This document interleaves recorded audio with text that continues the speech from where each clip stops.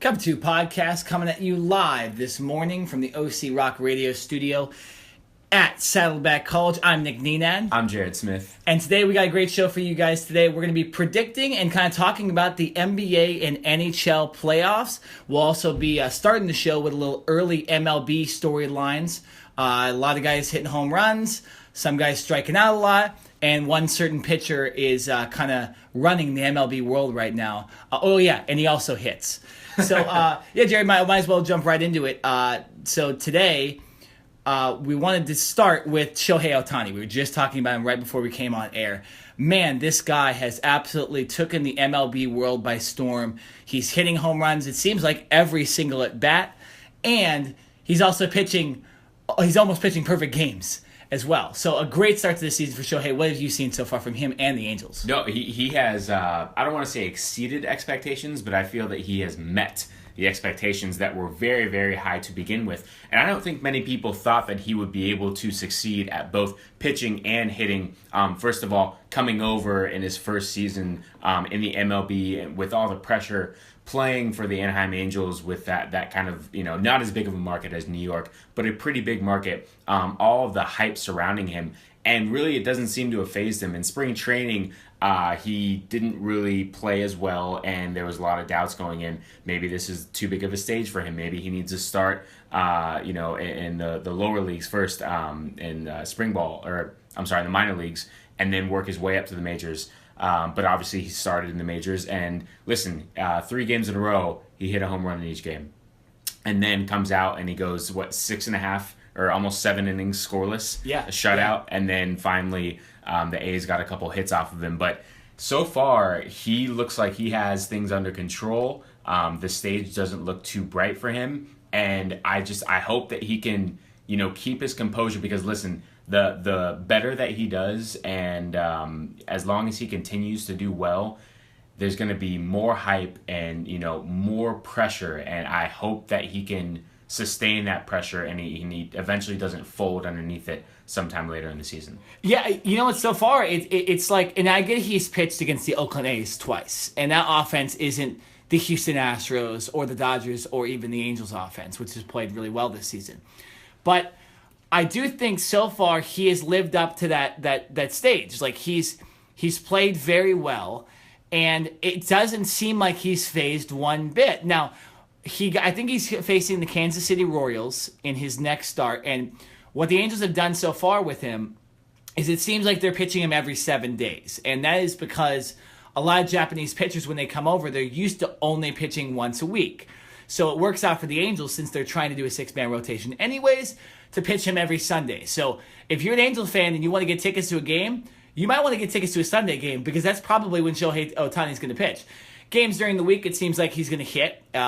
And from what the Angels have said, or speaking about Sosha and what Billy Epler have said, the GM for the Angels, they will probably play him in the field, or actually put him in the lineup, on pretty much every other day besides the day before he pitches and the day after he pitches to kind of rest his arm and rest his body. So you can expect Shohei Ohtani to be in the lineup 4 times a week, or 3 or 4 times a week, but sometimes you have days off, and then pitch that one game Sunday. And so far, he hasn't faced too much competition as far as hitting goes. Like I said, the Oakland A's, and he faces the Kansas City Royals this Sunday. So another team that's offense isn't a world beater. But you're right. We should wait to see when he faces the Cleveland Indians or Houston Astros or any other team from the NL that's really good. So you're right. Well, we'll see what his expectations are when he gets to those games. But so far, man, 99-mile-an-hour fastball combined with an 80-mile-an-hour splitter is pretty damn nasty. Right. And the thing is, he's going to face adversity. There's going to be times where, listen, he might get rocked for 6 or 8 runs, right? It's almost inevitable. I think the thing is, how is he going to respond? Is he going to get down on himself? Is he going to start, not doing as well hitting? Or is he going to say, all right, you know what, I had a bad game, I'm going to respond. I'm going to come back and do better. I think that's going to be the big key, because when someone is doing well at something, like, it's great, everything is peachy, everything's going good, but I really want to see how he faces adversity. I think that's going to tell us a lot more about him and his future in the major leagues. But I wanted to ask you a question, and I know you brought up the whole having a 6-day rotation, or having 6 days off and only pitching once a week. With the Angels having Matt Shoemaker on the 10-day DL right now, and I know you were telling me before we started the show that he could potentially be gone for a lot longer, and with JC Ramirez out for the year, the Angels' pitching depth has already taken a hit, and we're only a week and a half into the season. So do the Angels need to change things up? Does Ohtani now start pitching twice a week? Does he get back into the 5-man rotation? Or do the Angels bring up other guys and keep him on a 1 pitch a week count? What do you think? Well, no, it's a very interesting question. And obviously, if you're the Angels, you did not expect Ramirez to be out for the season. You did not expect Shoemaker to go on the DL this early. And you did not expect Andrew Heaney to go on the DL this early. He was on the DL to start the season. Now, Heaney, I believe in his last start in the minors, his last rehab start, dominated almost through a no-hitter in 6 innings. So I think he's going to come back and he'll be in the rotation soon, barring some crazy or another injury. But you're right. Right now, if I had to name the Angels' rotation, I really don't know what it is. I know Garrett Richards is in there somewhere. I know Heaney's coming back. I know they have Parker Bridwell, but Bridwell's last start was horrendous. I think he got through 2 innings.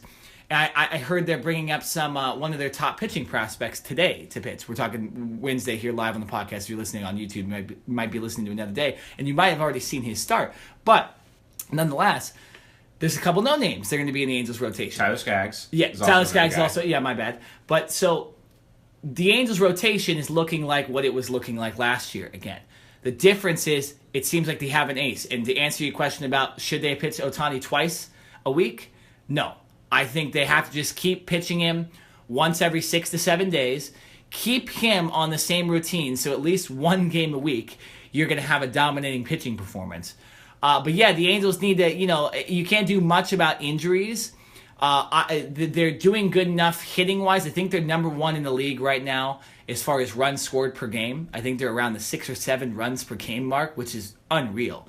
Start the season, and they whooped the Rangers 11-1 the other night. Yeah, they're in their best start since '82. Exactly. So what the Angels are doing right now is, even with these injuries, their record's going to be good enough by the end of April if they keep this up, to where they're going to not worry about the pitching as much because the hitting is so good. And then you look later in the season for maybe trades or other stuff like that to pick up guys. But I think the Angels are okay right now because their hitting seems to, really be good. But say you lose a Mike Trout or you lose a Justin Upton, then we start to ask questions. But I think right now the Angels don't necessarily need to panic, and definitely don't panic with Ohtani because you have a special player here that you do not want to ruin. Yeah, no, I think they need to keep him exactly where he is right now. It's still way too early in the season, and if you try to rush him and say, okay, we're going to accelerate the process and move you up into the 5-man rotation, not saying that he can't do it, but I don't know if his arm will be ready for that, pitching potentially twice a week and then still trying to, hit in 3 or 4 other games during the week as well. So I think I like where the Angels have him right now. Keep him, in his current state. And like you said, the Angels hitting right now is the best that we've seen in years. It's literally the best. Now, obviously, I'm not trying to sit here and be negative Nancy, but there's going to be a point where the Angels hitting is going to take a slump. It happens to every MLB team. It doesn't matter who you are. Throughout this 162-game season, there's going to be a stretch where the Angels aren't doing as well. I don't care if you're Mike Trout, Pujols, Justin, any one of those guys, right? There's going to be a period where you're going to slump. And I think that's where the pitching has to come and pick you up. So that, to me, has always been the Angels' burden, is they've never been able to rely on their pitching, whether it's their starters or their relievers. So, and the fact that they already have 2 of their guys down right now, their hitting needs to stay consistent is what I'm trying to say. And if it doesn't, the chances of them relying on their pitching to get them through ball games, to me, I'm not going to sit here and rely on. Yeah, no, you make a good point. And I think what I was trying to say earlier was that because their record is so good right now at 9-3 on Wednesday, the Angels later in the season are going to not need as many games to win. And what I mean by that is they're starting so good. that come August, September, because this team seems like a playoff team. I think we both predicted them in the playoffs last week. As a wild card, yes. Yeah, as a wild card. And I think with this early season, good start, you can not worry about it as much. You don't have to worry about the pitching. And I think even if the hitters struggle, the Angels pitching is good enough with these guys coming up to where they're not going to fall into a 1-20 slump, or they're not going to lose 10 games in a row. I think this team is too good, and even if one or two hitters slump, I think this lineup is good enough. I mean, Simmons has started fantastic for the Angels, who's not been known as a hitter in his career. Cole Calhoun looks better this season. Pujols is what it seems like the most athletic he's been the entire time he's played for the Angels this season. So I get there's a lot of questions because of the pitching and because the hitting's kind of an anomaly right now. We haven't seen this from Angels hitting. But for Angels fans, calm down. I'll use one of your terms, pump the brakes a little bit, and just don't worry as much. The pitchers for the Angels that are coming up are not as sketchy as they've been the last couple of years. These guys actually have major league experience besides the guy that's starting tonight, and I think it'll all be fine. So like Aaron Rodgers likes to say, RELAX. Relax. All right, man. But let's switch topics. Let's move on to the Yankees, because the Yankees are another interesting team here in the AL. That has started interesting to start the season. And one guy specifically that's been all over the map is Giancarlo Stanton. I think I saw last night that he's on pace for 300-plus strikeouts this season. The guy is striking out like he wants to every at-bat. Jared, what's going on with Stanton? You know what? The only thing I think he's trying too hard. Listen, you're in the New York market now. You're getting paid the same amount, but I think there's more added pressure because you're on a better ball club and the market that you're in. So I think he comes out in the first game of the season against the Blue Jays, hits 2 home runs, and it's like, oh boy, here we go. This is the guy that we've expected to see. And then, like you mentioned, he's all over the place. You know what I mean? He's swinging at bad pitches. But I mean, I think the thing is, this is him, and this is what you're gonna get. Like no matter what, I think. The fact that he was in Miami before, maybe even though he's a superstar in his own right, I don't think people were paying as much attention or cared that he had as many strikeouts in Miami, because they really weren't, a playoff team, or at least a perennial playoff team that you thought could really go far in the playoffs. With the Yankees, they have a better team. There's more expected of them. And I think there's more on his shoulders. So I think every strikeout is going to get scrutinized, whether you're a Yankee fan, a reporter for the Yankees, or just a fan of baseball in general. So I think he's trying too hard right now. I think he's trying to live up to that hype and, stay on pace with Aaron Judge. I think they're trying to go, homer for homer or something like that. But I think he really just needs to relax, play his game, and not listen to the outside noise, because listen, he's going to hit home runs, and he's going to, he'll probably be around 50, if not over 50, but he's going to have a lot of strikeouts. And I think regardless of where he plays, you need to be able to live with that, because at the end of the day, he's one of the best hitters in baseball. And for me, I'll take the 50 home runs with the, 200 strikeouts or whatever it is. That's just me. I know there's a lot of people who don't want that, who want more consistency, but that's the player that he is, and I don't think he's going to change. Yeah, and that's the player that Aaron Judge is, too. So that's what they want to do in the middle of this lineup. Stanton, it was funny last night. I saw a video of him swinging at a ball that was at least 4 feet over his head. Like, he's just trying to hit everything. He's trying to get out of a slump. I think you're right, though. I think he's pressing. I think he's trying too hard. And you know what's? Here's the other factor. And I remember a lot of people would talk about this with Evan Longoria, because Longoria was coming over from Tampa Bay to the San Francisco Giants this season. And Longoria, I think, started the season like 1 for 20 or something like that. And people were mentioning, hey, he changed leagues. It's not the same. You're in different ballparks automatically. I mean, Evan Longoria, I can't even tell you the last time I saw him in Dodger Stadium before he played for the Giants. So I think Stanton might have a little bit of that too. You're not used to the park necessarily. I mean, how many times has he been to Fenway, right, in his career? Right. What does that center field outlook look like when you're hitting at the plate? Yankee Stadium, he necessarily hasn't even played there as much. So I think let's give him time, a lot like the Angels and their rotation and stuff with all the injuries. You give Stanton time. And I can understand why Yankees fans might be a little frustrated too, because the bullpen has already screwed up a couple times this season. A couple of guys have been injured for the Yankees too. I mean, when you look at that lineup, it looked like a superstar lineup to begin this season.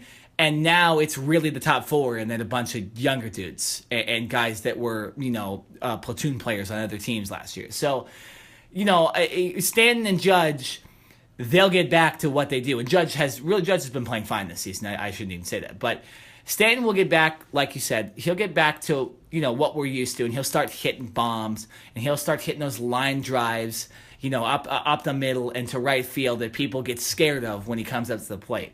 But, for now, he does need to cut down on the strikeouts, though, because it's getting a little ridiculous. I'm okay with you grounding out and grounding in double plays and popping the ball up, but when you're literally striking out every single at-bat, there is a problem there. And I think, the whole thing with the Yankees with Aaron Boone coming on to be the manager, I think it's just all new for them. And, again, here's another team that needs another fan base that just needs to relax, but they're not gonna because they're New York. I'll tell you the one thing that needs to happen that I guarantee will shut up all the haters or people that are complaining about him striking out too much. The Yankees need to start winning ball games. Yeah, that's a good point. Yeah, winning solves a lot of problems. It may not solve everything, and obviously if he does get the 300 strikeouts, regardless of whether they're doing well and they make the playoffs and all that stuff, there's still gonna be it's still gonna be an issue that he needs to focus on. But if the Yankees start winning and they stay on pace with Boston and right now Toronto, I think a lot of this will get swept underneath the rug because listen, at the end of the day, that's what this comes down to. Win ball games, get into the playoffs. That's why you got That's him. what the Yankees are supposed to do. That's why you're paying him all this money to pair with Aaron Judge. So win games, and I think a lot of this will go away. Yeah, no, I agree with you, and it's a very good point that you make up there. They're not only not winning games, but Stanton striking out and all the other hitters aren't. I mean, they're 5-6, so it's like I said, it's not the end of the world, but Boston's already at 9-1, so you're already putting yourself in a little bit of a hole. And Boston looks really good right now. Houston looks fantastic, and the Angels look fantastic. Right. So already teams kind of pulling away. So let's move on. Last topic in the MLB section: Bryce Harper. Now, we mentioned last week that we thought he might be able to hit 50 home runs. Well, he's staying on that torrent. I believe, does he have 5 or 6 home runs now? I know he has 5. Okay, at least 5. He might have hit one last night. But, yeah, Harper just really looks like he's in the zone. And my question to you, Jared, is this finally going to be the Nationals' year? I believe, did you have them in the World Series in your predictions? I did. I had them against. Did you have them winning or no? You had the Astros repeating, right? I don't think we picked winners, did we? I thought we just picked teams. I don't know if we picked winners, but I did have them in the World Series against the Astros. Okay, so, so after seeing Harper's start, are you staying on that thing? Obviously, does this even give you more credibility as far as like them getting in the World Series? Oh yeah, of course it does, and he does have 6 home runs, by the way. Okay, so there you go. He hit another one. Yeah, he's definitely on pace. No, it does. I said at the beginning of the year, I think he's going to be the NL MVP. I think he completely deserves it. And like we mentioned last week on the show, that fan that was heckling him, and then he comes out and hits a bomb right after that. I mean, this guy, his mentality is, I love it. There's a lot of people that may think that he's too cocky or he talks too much or all this other stuff, because in baseball, I would say is not as common as in football or basketball or other sports for athletes to come out and brag about their play or it's very much a team, stay out of the spotlight, very low key, all that. Well, that's not Bryce Harper. Bryce Harper will, he'll hit a home run and then he'll stare you down and bat flip, and he has no problem with that. He'll get in your face. He'll do what he needs to do, and he just wants to win games. And right now he's proving all of that and more. So, yeah, I think he is by far this team's MVP. And I think he's going to, along with their outstanding pitching with Scherzer and Strasburg, I think they're right now the leaders to get to the World Series. So I'm sticking with my pick. Yeah, and Scherzer looks amazing. I saw Scherzer steal base the other night. And what's funny is, so the pitch, I think, was either in the dirt or got past the catcher. But Scherzer was going to be safe anyways. Max Scherzer, this Nationals team does seem like they're a little bit different this year. Harper looks like he's a little bit better. Scherzer's once again going to be in that Cy Young race. Strasburg's pitching well too. And it just seems like it might be their year. And as much as I want my Dodgers to get back there after that horrible heartbreak, I'm leaning right now, and this is super early, obviously. This is like week 1 of the NFL where we're like, that team's going to the Super Bowl. They beat that team 45. No. But it does look like the Nationals are a little different. And Harper's going to get them extra wins by playing this well. And guys like Scherzer that are doing this kind of stuff are going to get them extra wins. And that's what's important in April, is for these teams to get out to good starts. And there's other teams not getting out to good starts.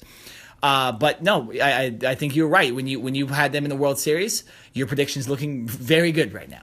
So, real quick, actually, before we finish the segment, was there anything else that you want to talk about? Is there any other teams that you wanted to mention? Let's stick with the Dodgers a little bit. Okay. And I think they've been a little disappointing. I don't know if that's the right word. I don't know if it's just because of their record. I haven't watched all of their games so far this year, so I can't sit here and say that, this player's, doing bad and this is because of that. I just look at their record so far and I say the talent that they have, I feel that they should be, record-wise a little better. And like I said, I'm not trying to sit here and pull the fire alarm or anything like that because I know it's early. But I guess I'm surprised that this team isn't playing as well early on. Can you elaborate on that? I know you follow the Dodgers. Yeah, unfortunately, because of our stupid TV situation over here with the Dodgers, I don't actually get to see them every night, but I do follow the games on the ESPN app or something like that. And so the thing with the Dodgers this season has been that their hitting has been atrocious, but their pitching has been amazing. So that's only the reason they have somewhat of wins this season. I think they have 4 wins this season on the They're 4 and 6. 4 and 6. Okay, it's not that bad. And last night in their game versus the Oakland A's, because I guess the Southern California teams just like beating up the Oakland A's. But Chris Taylor, Matt Kemp, and Corey Seager all hit their first home runs of the season. So we might see a little turnaround. But the problem has just been, nobody's hitting. I think Bellinger has 1 home run. It was on Sunday Night Baseball the other night. Like I mentioned, all those 3 dudes just hit their first home run. And Yasiel Puig, interestingly enough, I said he's dark horse for MVP. Puig is batting 200 this season, but he's hit the most hard balls out of any major league hitter. So he's just finding guys, and he's getting a little frustrated and stuff like that. So I think with the Dodgers, and I mentioned this actually at the beginning of when we did our little predictions last week, that they always kind of start the season slow, and they don't start. Dodger fans kind of make the joke, June 1st, that's when the season starts for the Dodgers. They tend to be around 500 or something like that. And I think if you look at the last couple of years, June 1st was when Yasiel Puig debuted, and they won. The other years, Hanley Ramirez went on that crazy toured run where he was the best hitter in baseball. And last year, that was the beginning of their 42-8 record run out of 50 games. So I'm okay with the Dodgers being bad to begin the season. They do need to step it up hitting, though, because I think fans are getting disgusted by some of these games where these games are like 1-0 every single time. And it's not fun to watch. You look at the Angels, because we can watch 2 games here. We can watch 2 different teams. And you watch the Angels, it's like, man, they're going to score 7-8 runs today. And the Dodgers, it's like, are they going to score a run? And yeah, it's fun to see Hyun-Jin Ryu go 6 innings and only get 1 hit. And it's fun to see Kershaw dominate. But the hitting needs to improve. And I think it will. But there's got a lot of guys with loopy swings in the Dodgers. And I think a lot of teams are extorting that right now. But no, you're right. The Dodgers look disappointing to start the season. And like we were just talking about with the Nationals, when you got a team like that coming up, Dodgers need to start getting wins soon. So do you take, and this is another question posed to you because you're the baseball guru in my opinion, so I always defer to you. And I know it's early on in the season, but would you rather have like an outstanding hitting lineup and a subpar or an okay pitching lineup that the Angels, let's say the Angels do have, comparing the Angels to the Dodgers, or would you rather have a fantastic pitching lineup that I think the Dodgers have, and a good hitting lineup that is just in a slump? I mean, which would you rather have for the entirety of the season? Because in my opinion, I think eventually the Dodgers bats are going to come alive, like you said, June 1st. Is when they typically start to play better. Save the date. Right? Yeah, save the date. Or would you rather have hitting that, is just perennial and going to be really, really good, but then the pitching is kind of subpar. Which would you rather have? I would much rather have the pitching. That's amazing. And the Angels are fun to watch this season, obviously, and that's a good way to get to the playoffs. Let's say that. It's a good way to get to the playoffs if you have good hitting. But once you get to the playoffs, you need the pitching, and I think the Dodgers will be good enough to make the playoffs, and that's all that really matters. And then the pitching. But to answer your question, I would much rather have the pitching. We need to go to break, so I'll do this quick. But I'd much rather have the pitching because if you shut down another team's lineup and you don't allow them to score any runs, they're not going to win the game. Right. So that's obviously more important, and all you really need is one run. So we need to go to break though. So we'll be right back. We're going to do a little NHL Stanley Cup playoffs, first round predictions, stuff like that. We're going to talk to you. I'm mainly going to discuss and kind of give you what to look for in all these series. So we'll be right back on the Cover 2 podcast. Swept away by Manson, and Henrique comes away with it. Penalty will expire as he lobs it into the Devils' zone, goes and gets it, and scores on the backhand. What an individual effort by Adam Henrique. What a play. This is a self-lob over the head of the Devils defender, and Adam Henrique is just going to turn the Jets on. Look at this little flip. He's sitting on 38 goals now. The entire arena, it seems, is standing right now for Hall as he makes his way in on Lundqvist. Here comes Hall, scores! The unstoppable force that wears number 9. Daniel. Henrik. Back for Daniel. Lets it go, he scores! Scored by number 22, Daniel Suddy.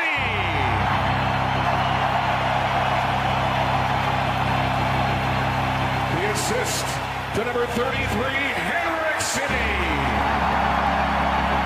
Cover 2 podcast back on OC Rock Radio. Once again, I'm Jared Smith. And I'm Nick Neenan. And we're coming at you with a little NHL playoff segment with the playoffs Yes. set to begin today. I know Nick will be all over it, watching every second. And for this segment, I'm going to basically be the host and defer a lot of questions to Nick since he is such a big hockey fan. And so I know a little bit, obviously, about our hometown teams, the Ducks and the Kings. But for the most part, Nick follows almost every team. So I basically want to get Nick's opinion on all of these playoff matchups. I am going to be, definitely intrigued with the Kings and the Golden Knights, the Vegas Golden Knights, obviously the expansion team, their first year as a team. And they were one of the best teams in all of hockey. I believe you said they had 109 points. 109 points. I think they were third in the standings was Winnipeg and Nashville ended up ahead of them. But Vegas, at one point, was the best team in hockey. Right. And I mean, I would have never, ever guessed that as an expansion team. It doesn't matter what professional sport you're talking about. Usually the first year for an expansion team goes pretty horribly. I mean, you have players moving, players coming in. It's entirely new for everyone, from the owners to the coaches to the players, but these guys were able to set all that aside and realize that, hey, no one cares about what our situation is. We have to go out and win games, and that's exactly what they did. And now they've got a first round matchup with the Kings. We are going to get into the Western Conference a little bit later on. I want to begin with the East, and I want to start with Tampa Bay and New Jersey, and I'm going to let Nick take it away. Yeah, Tampa Bay, New Jersey. Tampa Bay, another team the entire season that was considered one of the best. At one point, I watched them play the Ducks this season, and it was like watching an all-star team or like the Canadian national team play. It was unreal. Nikita Kucherov and Steven Stamkos, that combination on the first line is one of the best combinations I've ever seen with two guys. Both ended up, or Kucherov actually ended up, I believe, with 100 points on the season as a sniper. So that's a little rare. That's in Ovechkin territory. But the thing with this series is Stamkos is injured, and it's not for sure that he's actually going to play this whole entire series. And the last time, what's funny is actually last time Stamkos didn't play in the playoffs with Tampa Bay, they ended up making the Stanley Cup, and they faltered. But nonetheless, this team is better than that team was. I think even without Stamkos in the first round, they'll be able to get past New Jersey. But New Jersey has a couple good, interesting things. They have a goalie, matchup, with their own team, where they got Corey Schneider and Keith Kincaid, two guys that both deserve to start, so we'll see who they start. And then they have Taylor Hall, who's an MVP candidate, who at one point was around 30 straight games with a point. So, they got, and some people are picking this to be an upset. I'm not. I think the Lightning win this in 4 or 5 games. I think they're too good. Although New Jersey's faster than they really have been for about 20 years, I think Tampa Bay takes this series. They've been good all season, although they faltered a little at the end of the season.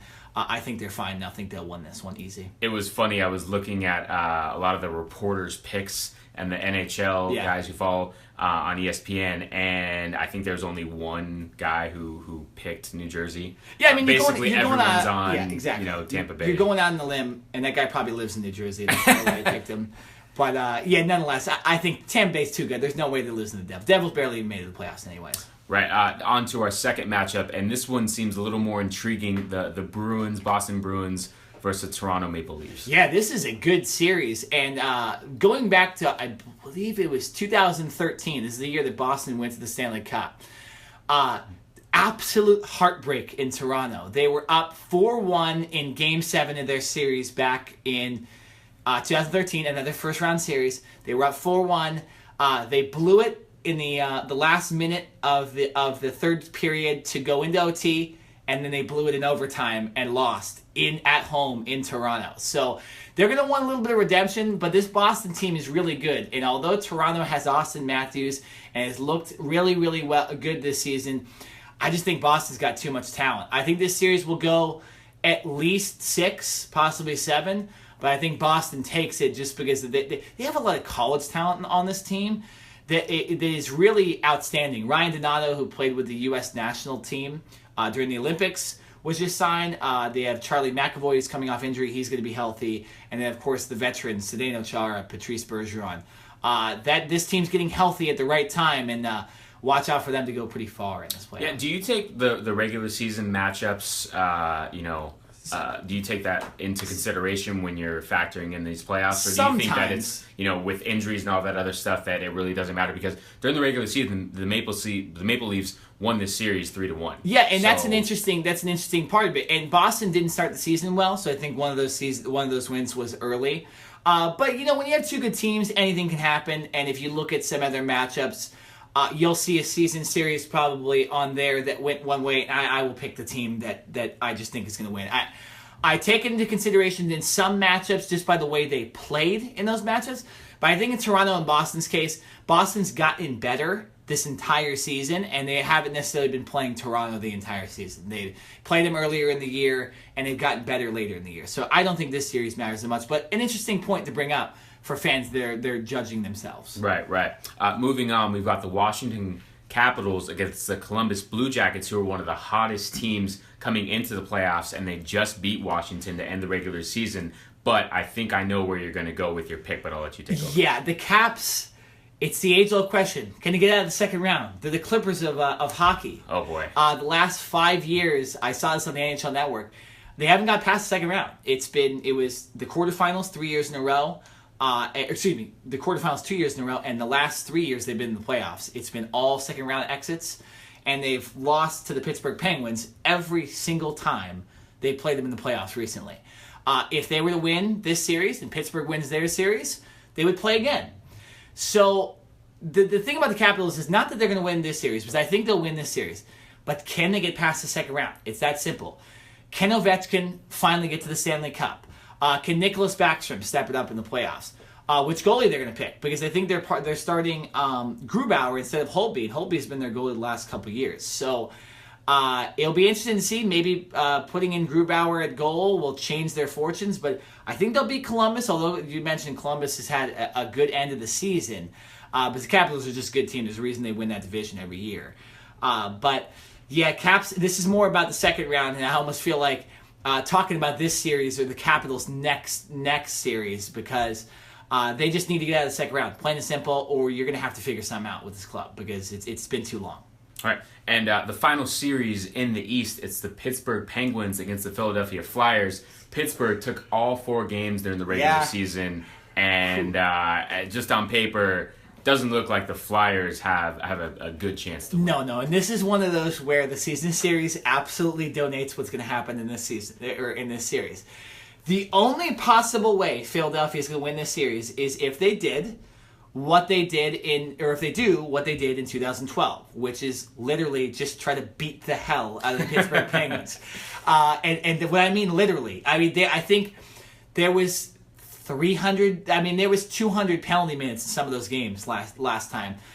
Games were ending 10-3, and they were keeping goalies in. To Marc-Andre Fleury, I think gave up 9 goals in a game back in 2012. One of the craziest series I've ever seen. Like I mentioned, they were fighting. Sidney Crosby dropped the gloves in this series. Claude Giroux dropped the glove in this series. Claude Giroux, an MVP candidate from Philadelphia. He's another reason why Philly might have a chance.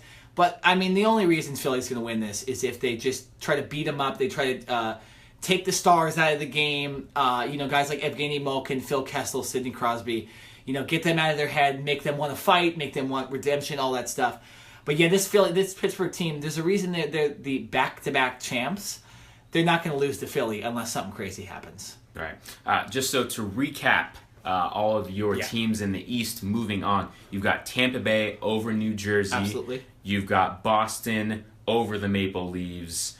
You've got Washington over Columbus in a series that you don't think will be very competitive at all. And you've got Pittsburgh over Philadelphia. Yeah. Am I correct? Absolutely. Okay. And I think the Pittsburgh one, it actually might go to 6 games just because, Philly's got a crazy fan base and they might be able to pull out a game there and stuff like that. So that series is not necessarily, even though I kind of said that they're probably going to beat the hell out of them, Pittsburgh, I do think that series will go a little longer than, let's say, the Tampa Bay and the Washington series. Right. Moving on to the West, we're going to begin with the Nashville Predators against the Colorado Avalanche. Nashville, this team, I've seen a couple of their games, at least a couple of their home games, and I've also heard their home crowd, their home ice advantage seems like it's the best, if not one of the best in all of hockey. So I think that alone gives this team a chance to win. What do you think? Yes, Nashville is one of the greatest places to play in hockey, and we saw that last year with the playoffs. We saw the Tennessee Titans showing up in boxes. Right. They tend to throw these catfish on the ice too, which is a tradition that goes all the way back to the Detroit, where they throw octopuses on the ice. Yeah, hockey fans are weird. So a little bit. Yeah, a little bit throwing fish on the ice, but it keeps them cool. I guess. Yeah, but so Nashville, they were the best team in the league, record-wise, and I'll say this: they're the best team in the league. I think they have the most potential in these playoffs. With a goaltender like Pecorine, with what happened last year, hockey teams tend to get redemption a lot more than, let's say, an NBA team or an MLB team or even an NFL team with stuff. So I think Nashville was going to win this series. This is an interesting series because it's kind of veterans versus young guns. Colorado is very young. If you remember, Jared, Colorado was the worst team in the league last year. They ended up getting the number 2 pick because of the lottery. But they had the worst odds. They were the worst team. Talk about a turnaround. Yeah, one of the best turnarounds in hockey history. And this team is led by guys like Gabriel Landeskog and Nathan McKinnon. Nathan McKinnon, another MVP candidate. But they're all like in their low 20s. And they even have guys there 19 playing in the starting lineup. I think they'll be able to steal games from Nashville. But they're not winning this series. Nashville's the best team in the league, in my opinion. And I think if I had to even pick a team, I'll go a little later. They're going to go far in these playoffs. Okay, all right. Next up, we've got the Winnipeg Jets against the somewhat limping Minnesota Wild, who come in losing one of their best defensemen, Ryan Sutter. To me, this seems like the Jets have this one in the bag. Yeah, and what's funny is I would have picked this series possibly an upset. Really? If Ryan Suter wouldn't have got hurt and Jared Spurgeon, it wouldn't be on IR right now for Minnesota. But man, their defense, for a team that's been, kind of... they're known for their defense the last couple of years. Their defense looks terrible right now. I think their top 2 guys on defense are guys that were normally on their second and third lines on defense. So not good for them. It disappoints me because this series looked like one of the good ones, one of the ones that was going to go far, but not necessarily now. I think they're still a good team and they'll steal some games from the Jets, but the Jets got a great hometown crowd. If you remember, as a Ducks fan, a couple years ago they played in Winnipeg, and although they ended up sweeping them in the series, those games in Winnipeg were crazy. They chanted Katy Perry at Corey Perry, other things at other players. So that would be a fun series to watch if you're a hockey fan, just because of the Winnipeg's crowd. But yeah, Minnesota, it kind of sucks that they lost all those defensemen. So I thought they might upset Winnipeg, but I'll go Winnipeg in the series. Yeah. So now moving on to our final two home teams, as you could say, in Southern California. Hometown teams. Yeah, I'm going to start with the LA Kings going up against the very hot Vegas Golden Knights, like I mentioned at the beginning of the segment. Not that many people thought that this team would make it to the playoffs, let alone be one of the better teams in all of hockey. Both these teams split their season series 2-2. I don't know. I think it's a toss-up, but you're more the expert, so take it away. I'll say this. This is the best series that you're going to watch. I think this will go 7. I think it's an interesting matchup because you have the Kings, kind of slower, methodical way of playing. Although they've gotten a lot faster this year under Coach John Stevens, they're a slower, methodical team, and Vegas is as fast as it gets. Both arenas will be loud. Fans from Vegas will go to LA, and I know fans from LA will go to Vegas. The games that they played in Vegas this year were pretty much half Kings fans. And you know what? I'm going to go with the upset on this one. I'm going to go with the Kings, and it's not because of a bias here. I am more of a Kings fan than I am other teams in the league, but this Kings team is turning into the teams that they turned in, they were in 2012 and 2014. And in 2012 and 2014, they won the Stanley Cup. And with Jeff Carter healthy, I think at one point he was scoring every single game. Anze Kopitar has a legitimate chance to win the MVP this season. Drew Doughty will probably win the Norris Trophy, which is the top defenseman. Jonathan Quick let the least amount of goals this year for any goalie. This team is good. And I'm not knocking the Golden Knights at all. This series will go 7. It will be the funnest series to watch. But I think the Kings, with their playoff prowess, I mean, they came down from 3-0 from the Sharks, for God's sake. They're not going to let an upstart team beat them in the first round of the playoffs after they battled so hard to get to the playoffs this season. I think the Kings take it, although this is also the best goalie matchup. Marc-Andre Fleury versus Jonathan Quick. As good as it gets. But right. I think the Kings take it in 7. This is going to be the best series in the playoffs. I believe you. I think will be one series that I will tune in and watch. Yeah, it's going to be good. Oh, yeah. And to wrap up this segment, let's finish off with the Anaheim Ducks against the San Jose Sharks, two teams that are, I would say, called rivalries, or rivals against each other. This series, the Sharks took the series 3-0-1, but 3 out of the 4, I believe, went into overtime. Yeah. Or into shootouts, I'm sorry. So, very, very close games, very competitive. The Ducks do get home ice, but who do you think comes out on top? Yeah, last second home ice for the Ducks. They were literally in the wild card spot with a couple days ago, and now they have home ice. This is just crazy. That just shows you how crazy the West was this year. This is another series that I believe will go to 7.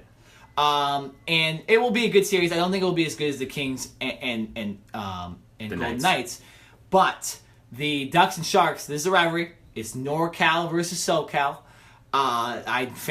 Here's one thing Kings and Ducks fans can agree on, is that we hate the Sharks. And I don't want to see the Ducks lose to the Sharks. I think the Sharks, they're a little depleted. They lost Joe Thornton, although the Ducks lost Cam Fowler for a couple weeks, so that's a big one. He will definitely not play in this round 1 series, which absolutely sucks if you're a Ducks fan. But their offense is too good. They have a line with Ryan Getzlaf, Corey Perry, and Ricard Raquel. That's one of the best lines in the NHL. Their defense is still good enough. They still have Hampus Lindholm, Josh Manson, guys like that on their defense. So I think that will be enough to get them through. I think the Sharks, the problem with the Sharks is they were in the second spot in the Pacific Division the entire season. And they screwed up and somehow let the Ducks go ahead of them for second. And the Ducks were, I think, at one point 8 or 10 points behind them. And the Kings almost got it, too. I mean, we almost actually saw a Kings-Ducks series in this first round after the Sharks were literally in the second spot in the Pacific the entire season. So they faltered majorly. I think that will affect it, and I think that's why that 1-3 or that 3-1 series win they had over the Ducks over the regular season doesn't matter. Because the Ducks finished the season 10-1-1, and the Sharks were not nearly as good. So I think the Ducks will win that. If the Sharks had finished their season better, I would be picking the Sharks, but no, I'm going to go Ducks in 7. We're going to get that Kings-Ducks matchup in the second round, which last time was amazing, and it was even more amazing for a Kings fan when I went 2 Game 7 in the Honda Center, and the Kings won 6-1. So it'd be interesting. So now we can kind of combine on this next one. Who do we think is going to go to the Stanley Cup, and who do we think is going to win? That was going to be my next question. I'll let you start with this one. Who do you think, after just hearing some of the stuff I said and just your own opinions about the NHL, who do you guys two teams? Right. I actually think out of the West, it's going to be Nashville. Like you mentioned, they were the best team in hockey. They've got the best home ice advantage, and their team throughout, I think, is overall the best, especially with Pecorine in goal. I think, obviously, I've always said this, and this is my thing, the greatest offense is a good defense. Yeah, they have an amazing if you defense. Don't give up goals, and you can just, you can only have to score 1 or 2 in a game and play great defense. Give me that over, having to score 4 or 5 goals every game and having to count on that. So I'm going to go with Nashville out of the West, even though I am going to be rooting for our Southern California teams, the Ducks and the Kings. I think Nashville will take the West. In the East, I think it's a little more of a toss-up for me. I think I'm going to have to go with the Pittsburgh Penguins. Okay. And, Sidney Crosby, one of the best players in all of hockey. For me, I think it also comes down to star talent and who you have on your roster. And, I think this team has been one of the best in the East so far. So I'm going to go with Pittsburgh going up against Nashville for the Stanley Cup. Good series. You got a rematch then from last year. Yes. And like we mentioned, Pittsburgh, the defending champs, but also the defending champs from the year before. They are back-to-back champs, so they're trying for a three-peat, which is, oh my gosh, almost unheard of in hockey. It's ridiculous. So that's interesting. I will go with, I'm also going to pick Nashville out of the West, but watch out for the winner of the Kings-Ducks series that I predicted to possibly sneak up and get into the Stanley Cup too. I think 2 reasons. One, like I mentioned, the Kings know how to get to the Stanley Cup. They find any way possible to get there, and they're good. This is their best team since 2014 when they went last time. So I think watch out for them. And the Ducks, they're on somewhat of a last-ditch effort because a lot of their stars are getting older. Ryan Kessler, Ryan Getzlaf, and Corey Perry. Like I mentioned, Cam Fowler's hurt, and John Gibson is a little bit injured to start the season. So they're on one of they need to get to the Stanley Cup soon. Right, their window's closing. I think that's why there's another reason that they might get through. But yeah, watch out for the winner of the Kings and Ducks series to possibly be in the Stanley Cup as well. I know that's kind of obvious since I picked Nashville to get to, I'm going to pick Nashville over the Jets if they play the Jets, and I'm going to pick but still, watch out for them because I think those 2 teams are just as good as every other team in the West. And do you have a winner of that series? Nashville. You're going Nashville? Yeah. I think. Listen, I understand that Boston's won the last 2. I think Nashville is too talented, especially like I mentioned with their home ice advantage. That crowd, I think it's Nashville's year. Yeah. What's funny is I didn't even pick an East team, so let me start with that. You did. I think Tampa Bay actually gets there. I think they'll get Stamkos back, and they'll be good enough to get all the way. So no Pittsburgh in the final. Unfortunately, I like Pittsburgh, but they won't get there.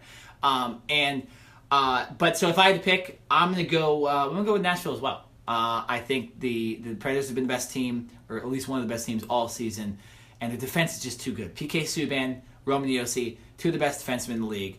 A fantastic goalie in Pecorine that absolutely deserves the Stanley Cup. A good enough offense. A guy in Mike Fisher that came out of retirement after retiring last year after losing the Stanley Cup to try to win a Stanley Cup.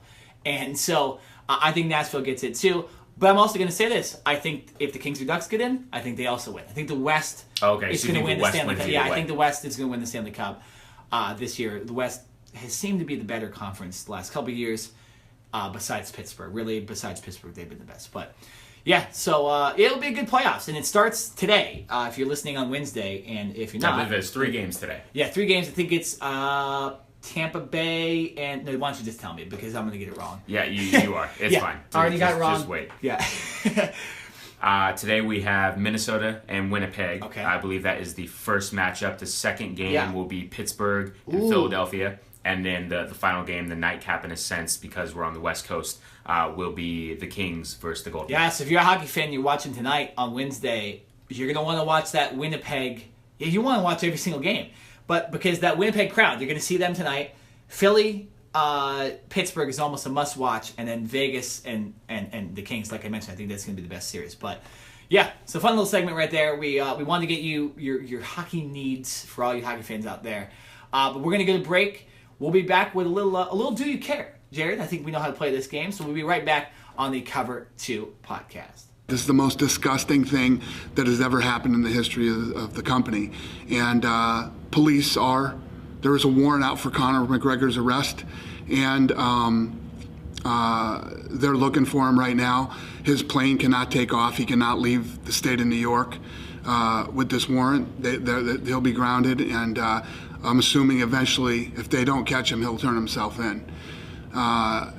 You can imagine he's going to be sued beyond belief, and this was a real bad career move for him. 32-year-old Andre Ingram never played in the NBA, but Christian, he spent a lot of time in the minor leagues. That's right, Kevin, and keep your eyes peeled because Coach Walton says the first offensive play after a timeout will go to Andre. You play significant minutes, hopefully make a deep playoff run. Ingram with a shot, he cut it! 32 years old, first NBA game, over 380 games in the minor leagues, the D-League and the G-League. His first shot in the NBA, a three, and he knocks it in. We are back here on the Cover 2 podcast on this beautiful Wednesday morning, although I can't see if it's beautiful because we're in a studio, but I'm just guessing because it's California. But Jared, do you know what time it is right now? What time is it, Nick? It's time for Do You Care? It's time for Do You Care, guys. And that means it's the game where we ask each other questions and we tell you whether or not we care. And we don't really care if you care necessarily. We just care if we care during the segment. If that made any sense. I'm not totally sure, but we're going to roll with it anyway. Exactly. We're going to roll with it because it's our podcast. We can do whatever we want. So, let's see. I think, Jared, you're going to get this first question here on this edition of Do You Care. Do you care that KD said he's going to opt out? No, I don't care. I think this is for money purposes. This isn't because he wants to leave the Warriors. There's an opportunity on the table for him to make more money in a completely new contract with the Warriors than to basically get an extension. And so I think for that purpose only, that's the only reason why he will opt out. I'm sure there will be other teams that will, try to have a conversation with him and court him out of Golden State, but I don't think he's going to go anywhere. I think he understands what he has with this team, and as long as there's other superstar matchup teams together like the Houston Rockets and the Cleveland Cavaliers, I don't think Kevin Durant's going anywhere. So this is really much to do with nothing. This is about money, and in the end, I don't think KD is going anywhere. Nick, do you care that the Clippers are out of the playoff race? Yes, I do care, but this just means there's no LA teams in the playoffs this year. I think this is the first time since 2011? No, I can't even remember. No, it's been so long since there hasn't been LA teams in the playoffs. I think it was the one year where the Phil Jackson left the Lakers and they had that substitute coach come in. Oh, right. I think that's the last time we didn't see an LA team in the playoffs. But yeah, super disappointing. The Clippers, they looked like a playoff team even without Blake Griffin and Chris Paul. They just screwed up a lot of the games at the end of the season, the games they needed to win in this crazy Western Conference race. They lost like every single one of them. And it's just disappointing. As a basketball fan, did not see any LA teams, and there's not really a team I'm necessarily rooting for. I guess I'm kind of just rooting for the Warriors not to win the championship, I guess, and maybe rooting for the Cavs not to get there. But yeah, so it's not good. I think when you look at these two teams, the Lakers clearly got better, and although they kind of faltered at the end of the season, they were a better team, and they almost got to 40 wins this season, which is amazing. Obviously, we're going to have this crazy offseason. The courtship of LeBron will start. And for the Clippers, I think their team's a solid one. They have a solid base. They have a very good defensive team. They still have Patrick Beverley on their team. They missed him during the season. I think they would have made the playoffs if they had him. They still have Avery Bradley. You're going to get a full training camp with this whole team. We'll see what they do with DeAndre Jordan, but Yeah, Jerry West is running that team now, and I think he'll do some good things in the offseason. So I think if you're an LA fan, although they didn't make the playoffs this year, I'd look forward to both teams improving. There's good things to look forward to with both teams. So, it sucks they're not in this year, but hey, I guess we'll have to deal with it, and we'll have to watch the playoffs as kind of neutral fans this year, Jared. So you're going to get the next question, Jared, obviously, because I just win. But do you care that Andre Ingram made his NBA debut for the Lakers last night? I do, and it was really, really cool to see. I wasn't able to see the whole game, but I went back and saw the post-game interviews and saw the highlights. He's a 10-year D-League veteran, and it's amazing in that own sense that he has persevered and stayed in the league that long, because I'm sure there's a lot of players that either would have given up or realized, hey, maybe I'm just not good enough to make it to the league. He's 32 years old, and he still stayed in the D-League and like I said, persevered and finally got his chance, even though it was late in the season with the Lakers, and obviously they're not in the playoffs. That really isn't the story here. The story is that he came out, he was 6 for 8. He made his first 4 shots, including his first 4 threes, and drilled them. I think he was one of the 3-point leaders in the D-League throughout the whole season. He finished with 19 points. It was amazing. The crowd was chanting MVP. Oh, I love that. And I think the interesting thing was the Lakers were playing the Houston Rockets, and James Harden, who's one of the major MVP candidates. So I think it was pretty cool that when Ingram was at the free throw line, the whole crowd was chanting MVP. And I mean, what a night for that guy. You know what I mean? Like, that's something that you live for, even if that's his only appearance in the NBA. I think that's obviously going to be one to be remembered. So fantastic night for him. I believe the Lakers have one more game before the Clippers and Lakers. They play Clippers and Lakers, right? So who knows? Maybe he can come Battle out of and have LA. Battle of LA, right? Another shining moment for him. Hopefully, he can come out and have another good game. But no, great perseverance by him, and it was a great night overall by the Lakers. Even though they really weren't playing for anything, it was a special night for Ingram. Nick, do you care going from a special night to a bad night? Conor McGregor was arrested. Oh, yeah, I care about this. From what was a crazy weekend in the fight world overall, it got crazier with this Conor McGregor thing. Now, if you don't know what we're talking about, Conor McGregor decided to go, he flew from Ireland over across the pond to New York to confront, he wanted to confront this couple fighters from the UFC for doing some stuff to one of his teammates from Ireland or something along those lines. But he ended up throwing a dolly through a bus window. He ended up throwing other things, assaulting a couple people. The result of his attack ended up getting 3 fights canceled due to injuries from flying glass or guys that were beat up or something like that. So that's already crazy. But then Conor gets arrested, charged with assault, all this stuff.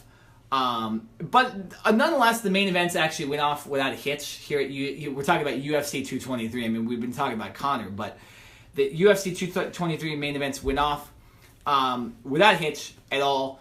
Rose Namajunas defeated, wait for this name, Joanna Jędrzejczyk. Wow, that was impressive. 5-round fight, great fight. But Rose, she's the true champ in the featherweight division after beating Joanna twice. And then in another crazy circumstance of this whole UFC thing, we had, I believe, 75 different challengers for, wait for this name too, Khabib Nurmagomedov's. How many times do you have to practice that one? A lot. And I have another podcast where I had to mention his name a lot too. Oh, boy. So that it's interesting. But I got the names down now. So good for you, man. I'm proud. But thanks, Jared. You should be proud. Yeah. So Khabib was waiting for this fight for the lightweight championship, and first he was supposed to face Tony Ferguson, who was the lightweight champion. Well, Tony Ferguson, I think we might have mentioned this on the last podcast. He tripped over a production cable and tore his ACL, so he wasn't able to fight. Then he got stripped of the title. So then the featherweight champion wanted to, Rose Namajunas is the strawweight champion. I said featherweight. The Max Holloway is featherweight champion. He stepped in to fight, so it was going to be a double fight. He was going to try to become a double champ. Well, New York State Athletic Commission is weird, so they said, we don't think he's going to be healthy enough to cut the weight, so he's not fighting. So then they had to change it again and they had to try to get a couple guys in. And by the way, this is all happening on Friday, and the event was on Saturday. So they're trying to find all these guys, and they finally got Raging Al Iaquinta from Long Island. He's a real estate agent / UFC fighter. He's in the UFC. He's 11th ranked lightweight fighter. He went in. He faced Khabib. Khabib dominated the hell out of him. Khabib is the best fighter in UFC right now.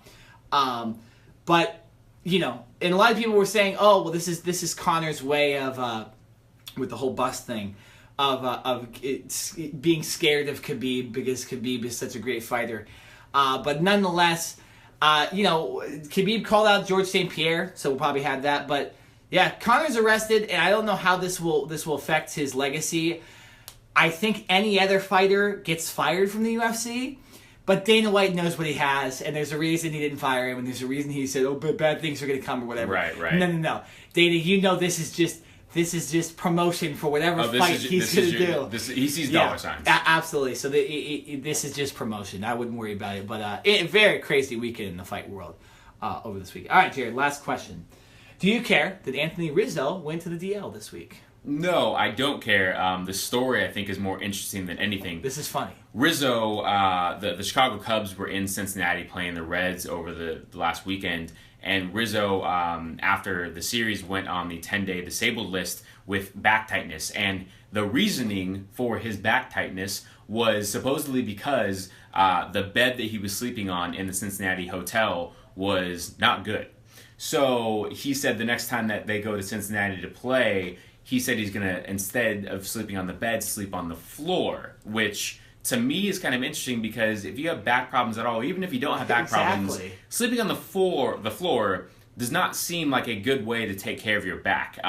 He is quoted as saying, I think the next time I'll sleep on the floor, I just have to take care of myself better. How is sleeping on the floor taking care of yourself better? Yeah, it sounds pretty stupid. Yeah, that's kind of an interesting answer to that question. But nevertheless, next time he's in Cincinnati, unless he's getting a suite with, you know, a Tempur-Pedic bed, you will find Anthony Rizzo sleeping on the ground. Whether that helps him out or not, who knows? It's a funny / weird story, but do I really care about it? No, not really. You know what the Cubs should do? They should start a GoFundMe to get Anthony Rizzo a better room. If they get $1 in that GoFundMe account. No, you know they would, too. Cubs fans are crazy. Oh, I got aunts and uncles and cousins that are Cubs fans because they're from Illinois. In Arizona, and they're a little bit crazy about the team. Oh my gosh, you're taking it a little too far right now, and that's how we know that this Do You Care segment is over. Exactly. Do it, Chicago, please. That's it. It's Cover 2 Podcast. We'll be back. Last segment of the day, NBA playoff predictions. We don't know all the matchups so far. They're not set as of Wednesday, but we'll tell you who we think is going to go far, and we'll just explain all about the NBA playoffs when we come back on the Cover 2 Podcast. Best record. They're going to probably have the MVP. Yep. The Warriors are more vulnerable now than they've ever been in this 3-year run they've been on trying to make it a fourth finals. Mm-hmm. They're more vulnerable. And for you to say, well, if we don't win the title, our season's not. Yes, it is. Absolutely it is. Because your general manager, all he's talked about was chasing down and passing the Golden State Warriors. If this might be the best opportunity you've had or will ever have. That's true. And for you to sit there and, stand there, however you was giving this interview to say, well, if we don't win the title, it won't be a disappointment. It absolutely will. You know, I've watched a lot of Toronto, and maybe more than most, and I'm buying the Raptors. I think the Raptors are the favorite here. And I know they got beat twice by Cleveland, but they're an entirely different team when they play on their home floor. They've only lost 7 times at home, Dan, and you look at some of those young guys, the bench guys, the Fred VanVleets and the Pascal Siakam, the unheralded guys. They play a lot better on that home floor. The Cleveland Cavaliers will beat the Toronto Raptors in a playoff series, period, because of LeBron James, period, because of the best player in the world according to you, period. Cover 2 Podcast here on OC Rock Radio, and we are in our final segment of the show with a little NBA talk. And even though the NBA seeds for the West and the Eastern Conference are not officially settled, there's still each team, basically every team has one more game to play, and there's a couple teams at the bottom of the seeds that are fighting for the 6th, 7th, and 8th spots and who will play who.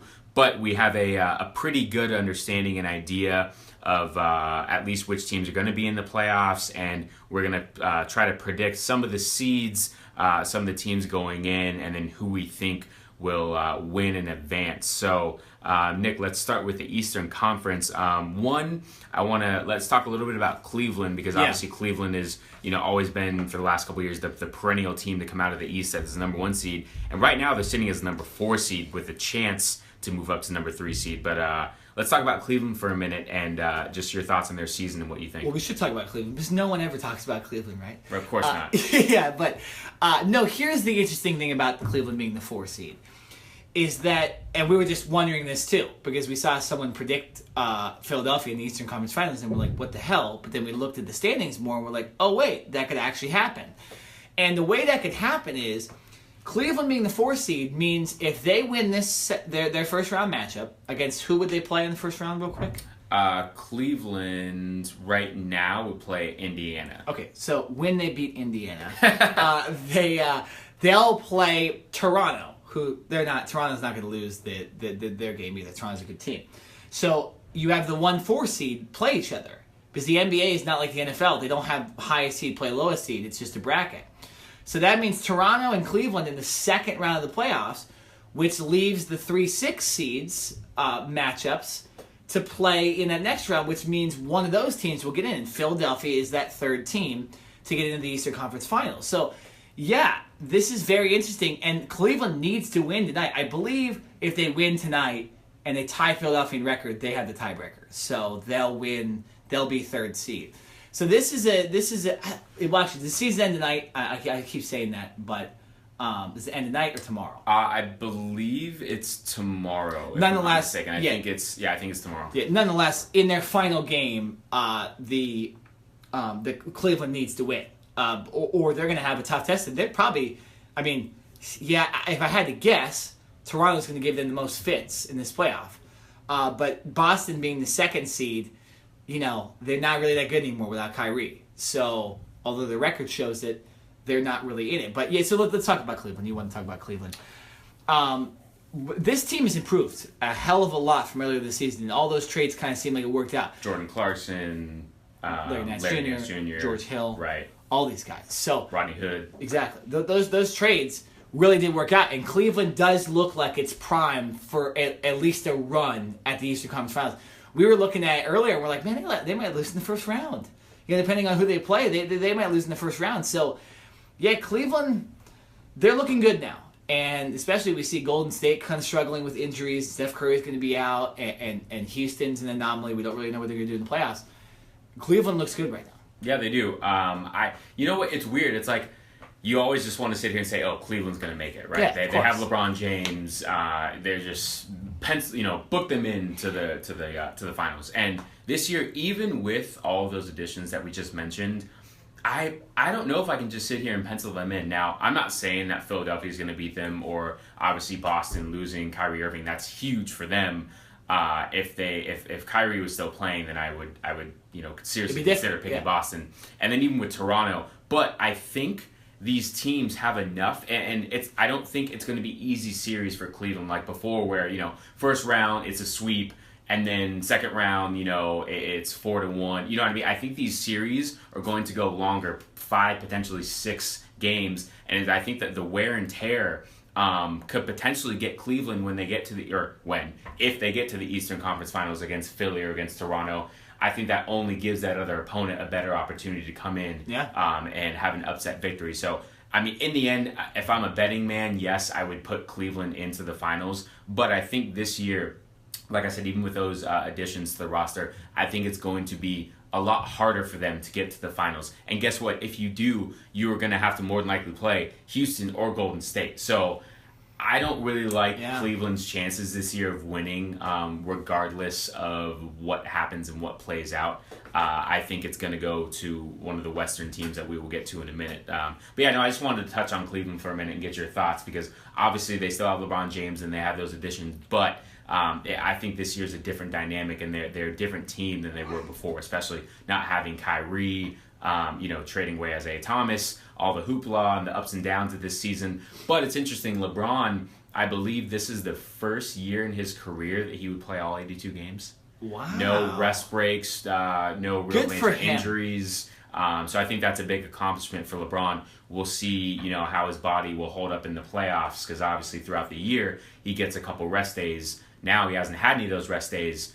We'll see how good a shape he's really in. Yeah, no, Cleveland, I think the one team that can beat them, and you're mentioning that it's going to be tough for them, but I think the one team that can beat them is Toronto. I think the rest, you look at Philly or Milwaukee or Boston, they're not going to probably beat the Cavs. Cavs just have a better team, better roster. They'll win. So that's why Cleveland needs to not play Toronto in the second round.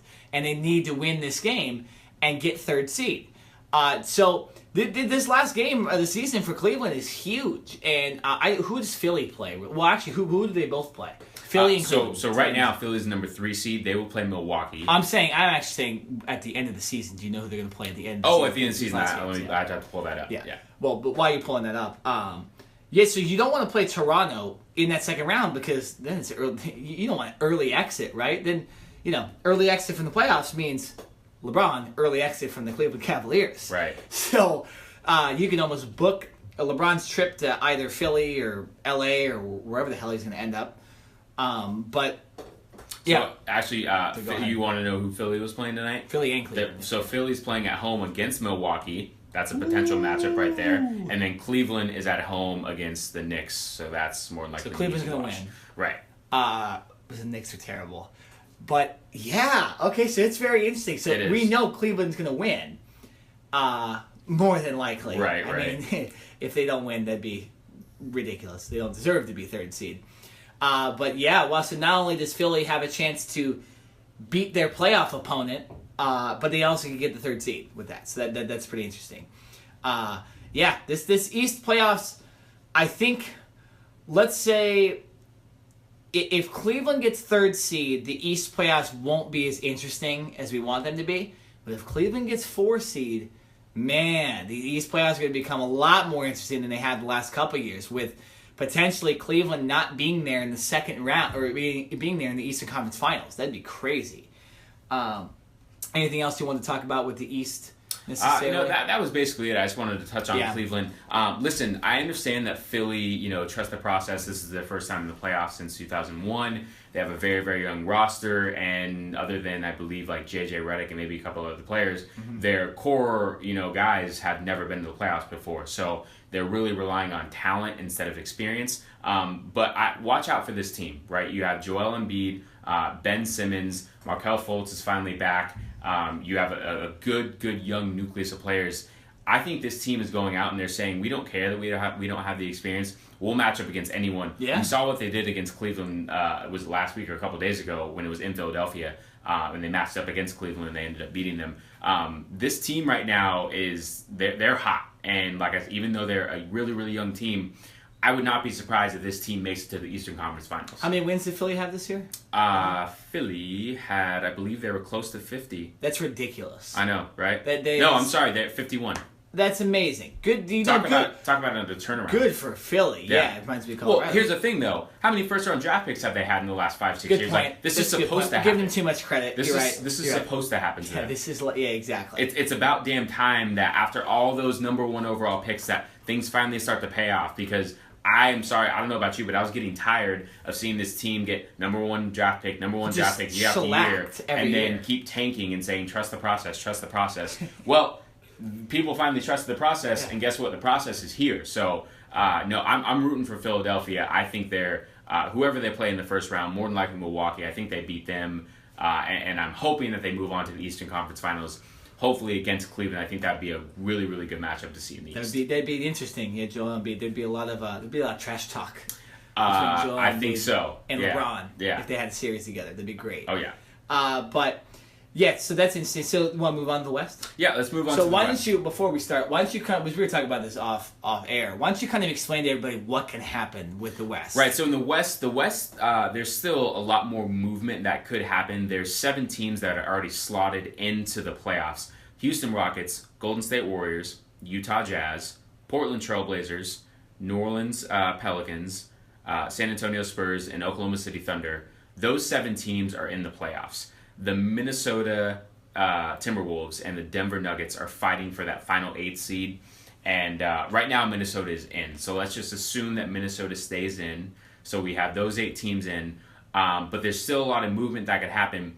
Utah and Portland that are sitting at 3 and 4, they're both sitting at 48 wins apiece. So Portland could jump Utah if Portland wins and Utah loses, or it could stay that 3-4 matchup. New Orleans, San Antonio, and Oklahoma City, they are 5, 6, and 7, and they are all sitting at 47 wins. So depending on if they all win or lose, those seeds could be flipped. So the majority of these teams, like I mentioned, are all locked into a playoff spot, but the actual seedings could be changed. So we can't necessarily sit here and say, tell you guaranteed who is going to play who, but we can sit here and somewhat speculate and at least talk about some of the matchups that we would like to see. I know we were talking off air. Yeah.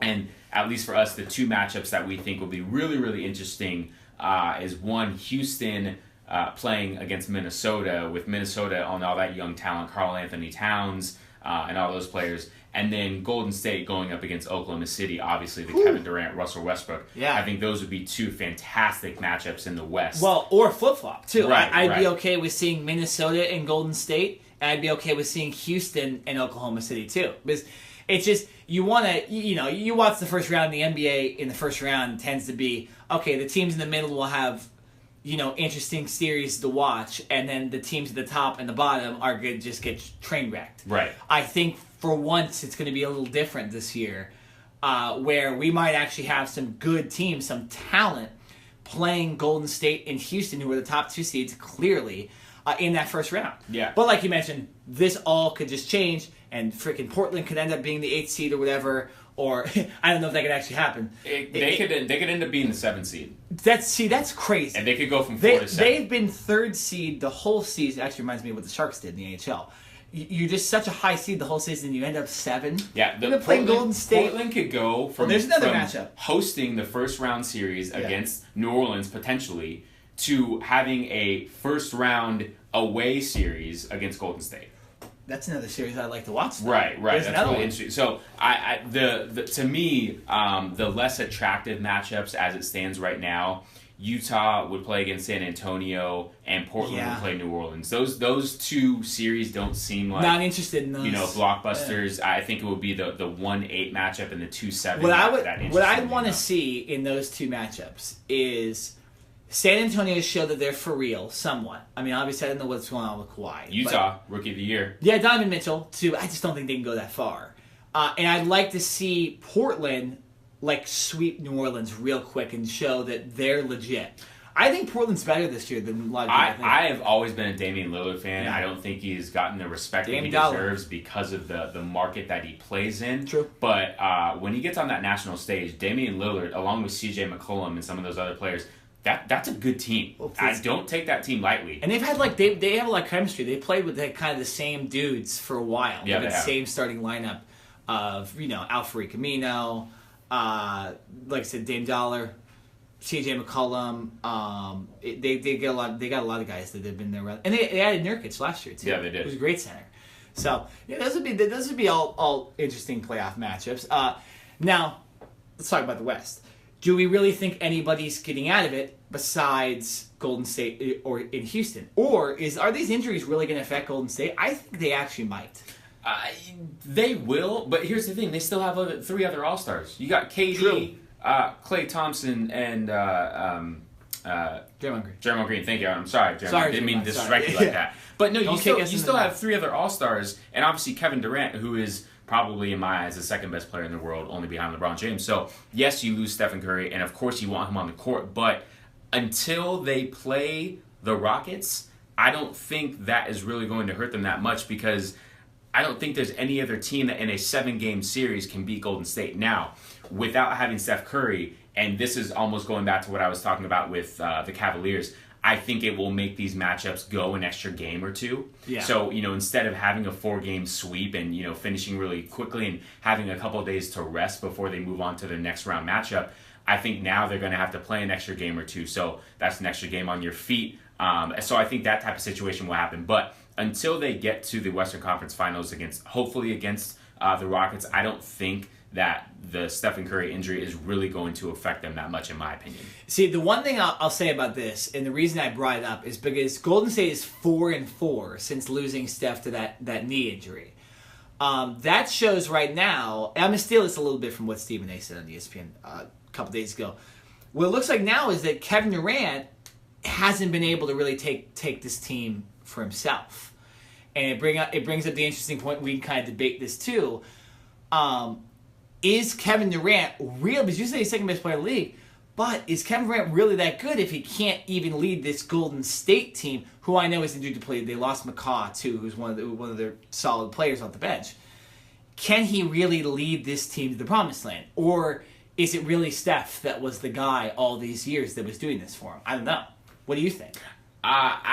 Listen, to me, I think it takes a collection of players, and you can say that they've stacked their team and they have so many good players that it shouldn't matter. But Kevin Durant, you've won a championship already, right? And that's the reason why you came to Golden State. I think now, next on his list should be solidifying that he can carry a team. Because I think that's not to say that he hasn't been able to do that, but even when he was with Oklahoma City, he might have been Batman, but he had his Robin in Russell Westbrook, right? And now he's got his Robin in Klay Thompson, and he's got his other partner in Draymond Green as well. So, but I still think because he is on another planet, him and LeBron James are just different animals. Yeah. I think he needs to come out and show that he can dominate a series basically by himself. Obviously, with other help, but that he can come out. He can score 30 points. He can get 10 boards. He can get 7-8 assists. He can literally carry a team without the likes of Stephen Curry. And I think that's something that he maybe wants to prove for himself and also for the critics and the doubters and everyone else because, listen, he's already won that championship. He's won an MVP before. But I think he needs to show that he can literally carry a team, and he doesn't necessarily need these other all-stars to do it because when you leave the Oklahoma City Thunder for a team that beat you in the playoffs, right? I think that took a big hit on him personally, and it was like for him, obviously he wanted to win, and that was all that mattered. But for everyone else, it was like, oh man, you're jumping ship. All you want to do is go to a team that'll win, and you don't want to show that you can do it by yourself or without having multiple other all-stars on your team. Because let's remember, back in the day in the 90s and the early, even the early 2000s, players weren't jumping ship and going and teaming up with all-stars. No, there was more parity, there was more versatility throughout the league. So you want to do that, that's fine. But I think you also need to show that, listen, when there's injuries, you can step up and take over. Because I believe I saw a stat last week on ESPN that every game that Kevin Durant has scored over 40 points, the Golden State's lost. Ooh. I think there's been like 8. Hero ball again then. Yeah, I think there's been like 7 or 8 games this year where he has scored over 40 and they have lost every single game. But that kind of goes to my point where he might not be the guy. Like, if Steph's not back for that Houston series, I'm not giving them any chance. Oh, no way. I'm not giving them any Houston's chance. way too good. Yeah. And I think with this whole Durant thing, and you actually bringing it up, kind of goes a little bit into my argument that he goes to hero ball. He doesn't know how to facilitate an offense. He's kind of just a guy. He's a great player. They can shoot very well. He's solid on defense. But can he really do what Steph can do? No. Nobody can do what Steph can do. Steph can shoot from half court like it's a normal shot. I mean, it's ridiculous. Right. But nonetheless, we might be able to get into this in a second. So before we get to anything else you want to say about the West playoffs real quick, or the overall playoffs.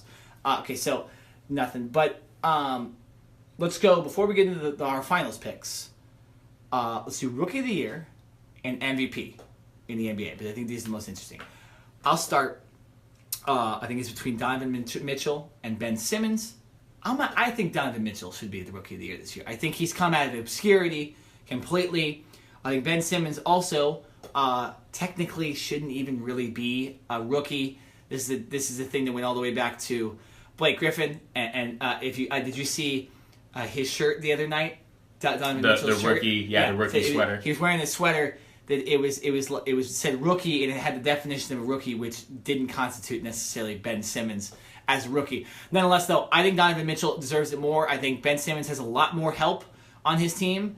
That his stats are kind of inflated a little bit. So I think Donovan Mitchell should be the Rookie of the Year. No, you pretty much stole the words out of my mouth. I'm disqualifying Ben Simmons because this is technically... You're not even giving him a chance. No, I'm not, because this is technically his second year, and he's had a fantastic year, but you're right. He has had more help with Joel Embiid, Markelle Fultz, and the other host of players, whereas Utah, they're impressively in the number 3 seed at 48-33, but with a lot less talent. So I'm giving it to Mitchell hands down, and like I said, I don't think it's even a discussion because listen, I'm not trying to say anything bad about Ben Simmons, but this is technically your second year in the league, even though you didn't play your first year because of injury, and that's obviously not your fault. It's Donovan Mitchell's rookie award. Give it to him; he deserves it. Ben Simmons, you get the second year Silverman award. Yeah, right. Yeah. So take that, and Donovan Mitchell takes home that. Yeah. Ben Simmons gets Sophomore of the Year award. Right, Sophomore of the Year. That's fine with me. All right, so your MVP picks? MVP... Or pick, I guess. Pick, yeah, so we're picking just for the entire league? Yeah. I'm going to have to go James Harden. I think, there's a lot of people that are going to say LeBron, obviously. KD's always up there. James Harden, and, this has a lot to do with Chris Paul coming over. But still, it was really interesting, and I think I mentioned this at the beginning of the year. I was a little skeptical. Before last year, before the Rockets had Chris Paul, James Harden moved from shooting guard to point guard and took over that role. And he basically had the best career ever. Or, I'm sorry, the best year of his career with points, assists, rebounds, everything all together. So I was a little skeptical, okay, if now Chris Paul comes in as a true point guard and, Harden goes back to his number 2 spot, is he going to get, a little jealous? Is he going to want to still control the ball? How's that dynamic going to work? And they came out, and I believe it was the first 14 games of the season that they played together, they won. They were won 14 in a row, and I was like, oh, wow. First of all, these guys can play together. Second of all, it shows that Harden is man enough to take a step back and say, okay, it's not all about me, it's about winning.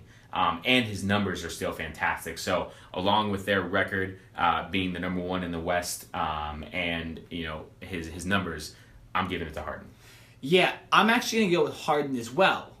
But I think LeBron should win it. I think Harden will win it. I think LeBron should, though. LeBron has had an absolutely fantastic season. If you look at stats as well, I believe LeBron beats Harden in every statistical category except for points per game. Yeah, points, Harden's at 30 and James is at 27. Yeah, but literally every other stat's LeBron, but they're going to give it to Harden, and it's whatever. He deserves it, but I think, we saw what happened with Kobe, only winning 1 MVP his entire career.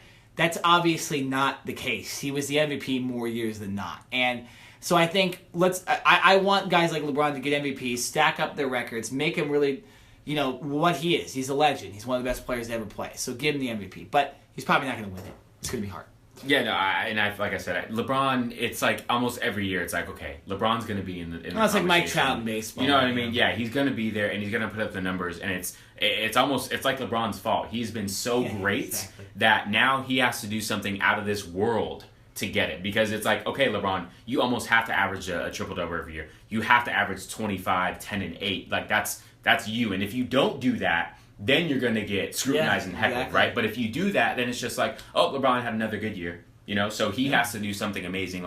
He has to average a triple-double for the whole year for me to give him the MVP from now on, because I think he's so great. It's almost a negative on his part.